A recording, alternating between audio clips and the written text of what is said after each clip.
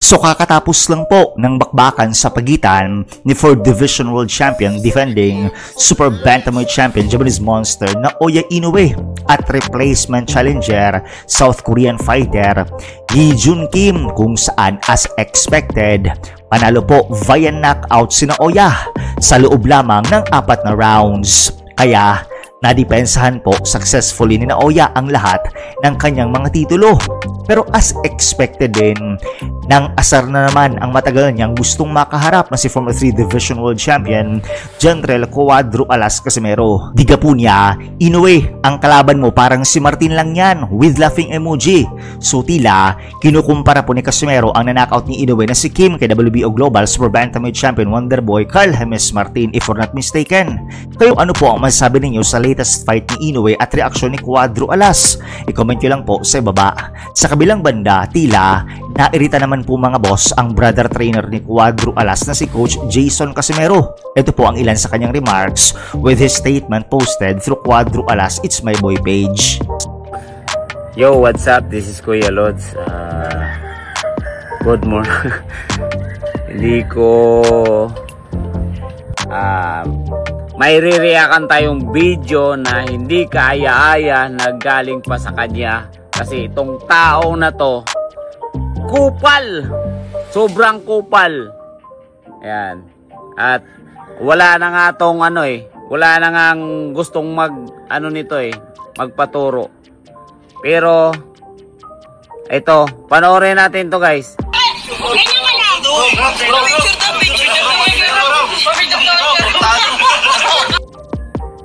Uy, hindi yan. Kamukha ni kupal yan eh. Hindi yan, Asian Pakboy. Hindi yan, yung kupal. Now, ngayon, eto maraming mga Casimero fans and supporters tinatanong talaga, maglalaban ba talaga si Casimero at saka si Inoue? Kayo po, sumagot. Para sa akin, wish ko lang. Hanggang pangarap na lang yan. Explain mo, Coach, bakit? Kasi, nung una silang in-schedule,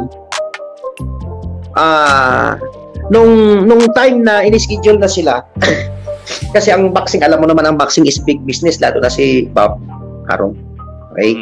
Nung inopen nila ang ticket open nila, walang namili. Walang namili, sabihin nyo.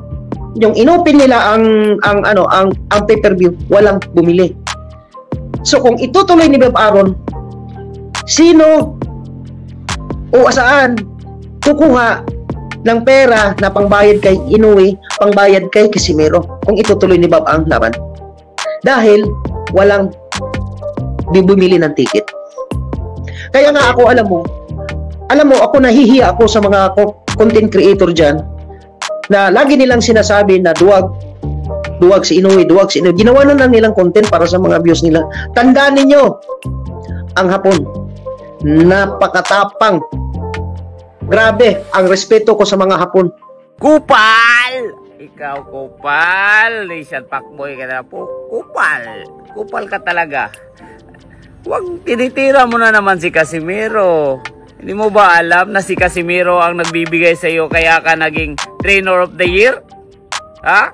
Huwag mo sabihin na si Marvin kaya ka naging Trainer of the Year dahil kay Casimero. At ikaw, wala ka ng boxer. Alam mo ba yung boxer ginagamit mo lang para may matustos ka dyan sa luho mo? So, talaga, sinasabi mo na walang bumibili ng ticket. Sino nang binta ng ticket? Alam mo, pandemic. Walang viewers yun. Walang viewers. Pag sinasabi mo, bumili ng ticket, walang manonood. Kasi pandemic yun. Bawal manood. Ikaw, kupal ka na. Parang parang nagmamagaling ka eh. Ngayon, alam ko, sinisimba mo talaga yung mga Japanese. Sinisimba mo yan. Kasi yan yung lagi nagpapadala sa'yo. Kupal! Yan yung laging sumusuporta sa'yo, yung mga Japanese, kasi meron kang ganito. Jason, layasan mo yan, di ba? Maghihingalo yan ng Uy, kumusta na?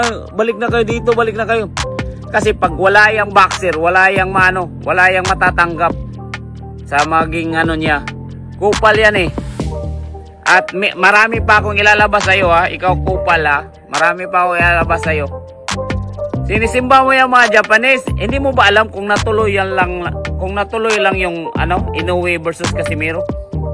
Walang undisputed. Walang undisputed ngayon. Kaya kupal ka. Asian fuckboy ka. Yung mukha mo.